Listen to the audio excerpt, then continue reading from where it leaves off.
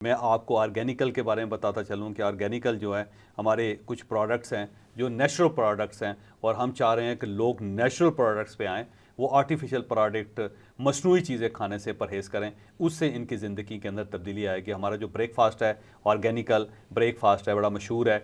इसे आप असर के टाइम पे खा सकते हैं। ये बड़ा सोर्स ऑफ एनर्जी से भरपूर है और बड़ी इसके अंदर एनर्जी होती है। बहुत लोग यकीन करें कि हमें झोलियाँ उठा उठा के दवाएँ दे रहे हैं।